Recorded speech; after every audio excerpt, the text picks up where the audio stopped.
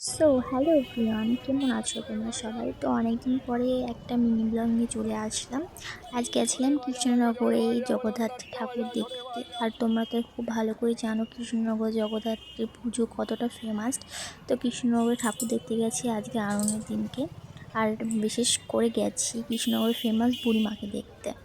তারপরে আজকে দেখো রাস্তায় কত ঠাকুর আরোহণ হচ্ছিল, আর জাস্ট ঠাকুরটা দেখো কত সুন্দর, মুখটা বলার মতো না। আজ অনেক ঠাকুর আরোহণ হচ্ছিলো আর আমরা কিছুক্ষণ দাঁড়িয়ে দাঁড়িয়ে অনেকক্ষণ দেখছিলাম আরোহণ। তারপর দেখার পরে দেখো কত লোকজন, বেশ ভালো লাগছিলো, খুব সুন্দর লাগছিলো ঠাকুর দেখতে আরোহণ। তারপরে ফাইনালি যেটা দেখতে গেছি বুড়িমাকে, আর জাস্ট দেখো লাইনটা এত ভিড়, মানে কি বলবো, মানে বলার ভাষা নেই আমার। প্রচুর ভিড় ছিল ওখানে, কোনো রকম ঠেলে ফেলে ঢুকেছি মাকে দেখবো দেখে। ফাইনালি মার দর্শন পেলাম।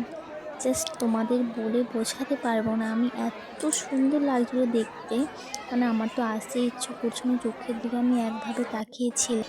আমার ভীষণ ইচ্ছে ছিল যে আমি মাকে দেখবো, তো আমি মাকে দেখতে পেরেছি, ওটাই আমার অনেক ভাগ্য। আমি খুব হ্যাপি। তো তারপরে একটা প্যান্ডেলে ঢুকে পড়েছিলাম। প্যান্ডেলটা বেশ ভালোই করেছিল, খুবই সুন্দর লেগেছে প্যান্ডেলটা। আর প্যান্ডেলের ভেতরটাও খুব সুন্দর ছিল। দেখো ঠাকুরটা কত সুন্দর লাগছে, খুবই ভালো লাগছে ঠাকুরটা, কি সুন্দর মিষ্টি মুখটা। তারপর ওখানে দাঁড়িয়ে কিছুক্ষণ প্রণাম ঠানাম করে নিলাম। তারপরে আরও কিছুক্ষণ ওখানে দাঁড়িয়ে দাঁড়িয়ে আরন দেখছিলাম। অনেক ঠাকুর দেখেছি আমরা আরনে। আর তোমরা কে কে গেছো কৃষ্ণনগর অবশ্যই কিন্তু তোমরা কমেন্টে জানিও।